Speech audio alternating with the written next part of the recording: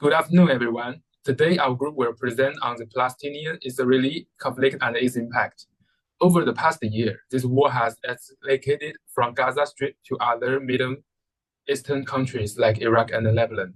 On the Palestinian side, Hamas has suffered a major defeat. Gaza's infrastructure is in ruins, and over 41,000 people have died, most of them women and children. On the Israeli side, over 1,200 people have died, and the country faces economic losses, political turmoil, and a failed security strategy. The causes of this conflict are complex, including historical disputes, religions, and cultural tensions, and external interventions. The war has devastated both nations, causing immense suffering and disrupting social and economic stability. More alarmingly, it risks escalating into a regional war, threatening Middle Eastern stability and potentially impacting the global order. We choose this topic because it highlights a crisis affecting countless lives and raises important questions about achieving lasting peace and cooperation worldwide. Next, we will take you through the background. For the background, Hamas is a Palestinian nationalist political organization that governs the Gaza Strip, home to over 2 million people, becoming its sole authority in 2007 after removing political opposition. Founded in 1987 by Sheikh Ahmed Yassin during an uprising against Israel control, Hamas stands for Harakat al-Muqawami al-Islamiyah, or the Islamic Resistance Movement, with its name also meaning zeal in Arabic. It emerged as a resistance movement to oppose Israel occupation and promote Palestinian self-determination. Its military wing, the East al-Din al-Qassam Brigade, leads armed and campaigns aimed at liberating historic Palestine and advancing its cause. If Hamas and other Palestinian groups believe that the land was taken from its rightful Palestinian owners, they reject Israel's right to exist and seek its destruction, citing Israel's action like raids on the Al-Aqsa Mosque and settlement expansion in the West Bank as provocation. Hamas demands the release of Palestinian prisoners and an end of to the Gaza blockade. Their resistance has often involved violent conflict, including the October 7, 2023 attack, which killed nearly 1,200 people. They argue Israel policy caused severe humanitarian issues for Palestinians. And next, for Israel perspective is supporters of Israel view the area as an ancestral homeland of the Jewish people, exiled by the Babylonians and Romans over 2,500 years ago. Israel has established Jewish settlement, criticized by the UN as violating international law.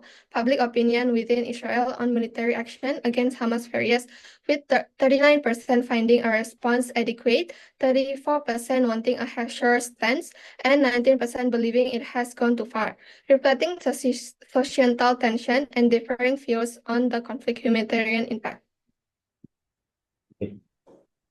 With the aim of contributing to sustainable peace, the study is set to explore several key objectives. The first objective centers on understanding historical, social, political, and economic factors that have shaped the conflict, with special emphasis on developments since the 1990s. The research will also delve into analyzing past peace initiatives, emphasizing grassroots efforts from both communities, and will seek to provide actionable recommendations for conflict resolution. Moreover, this initiative aims to offer new perspectives and knowledge on potential pathways to sustainable peace. Next, we'll look at the research methodology. We collect the data from Google Form, and there are 74 respondents from 12 different countries, and there are 15 questions. The purpose was to assess awareness, opinion on solutions, and view on international intervention. And now I will pass my mic to Janan. So these are the main highlights of our Google Form responses, which cover awareness, concern, and resolution aspects. 60.8% feel knowledgeable about the conflict, while 39.2% lacked understanding. Regarding concern, 43.2% expressed significant concern, while the average concern rating was 3.54 by 5. For the resolution, around 86.5% favored diplomatic negotiations, while 51.4% support a two-state solution. Next, we have Western and Eastern philosophy. Western and Eastern philosophy. Western philosophy highlights the importance of logic in analyzing the Israel-Hamas conflict. Good reasoning includes self-defense and peaceful solution, while bad reasoning escalates violence. The principle of non-contradiction reveals the paradox of seeking peace through violence, demonstrating the complexity of resolving deeply rooted conflicts through rational means alone. Eastern philosophy views the Israel-Palestine conflict as an imbalance, with violence failing to support regional well-being. The humanitarian crisis in Gaza highlights the neglect of community welfare, while the philosophy promotes dialogue and mutual respect over military solutions, valuing mental and spiritual health. Next.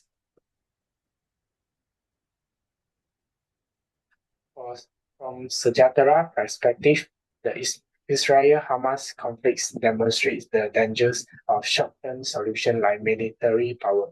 It advocates for an immediate ceasefire, dialogue, and rebuilding trust. True peace requires addressing root causes like poverty and territory dispute, focusing on collective well-being over political or military dominance.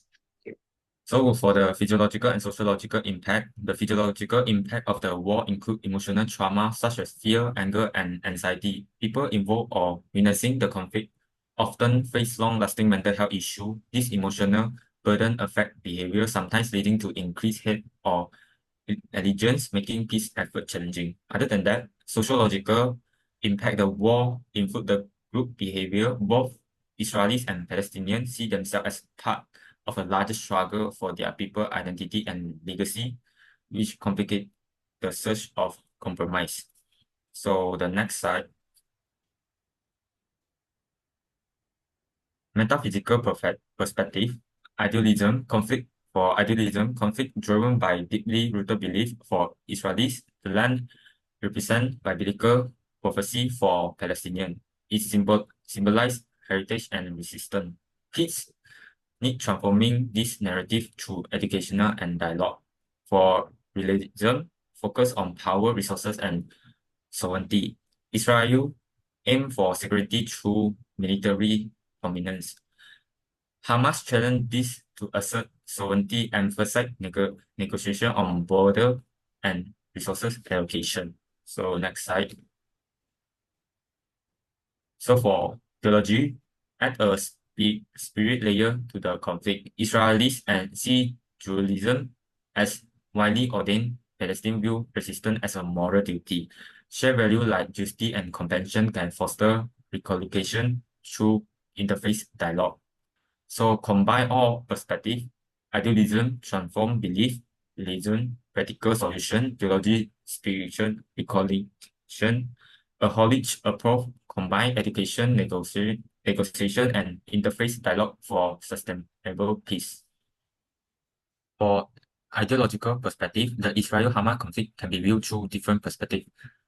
Modernism, postmodernism, and relativism. So modernism see the conflict as a problem that can be solved with reason and clear solution, like a two-step plan. It focuses on international agreement but may miss cultural and emotional detail. For postmodernism, highlight different perspective and question simple solution. It value listening to all sides and understanding the complex history rather than pushing for one answer.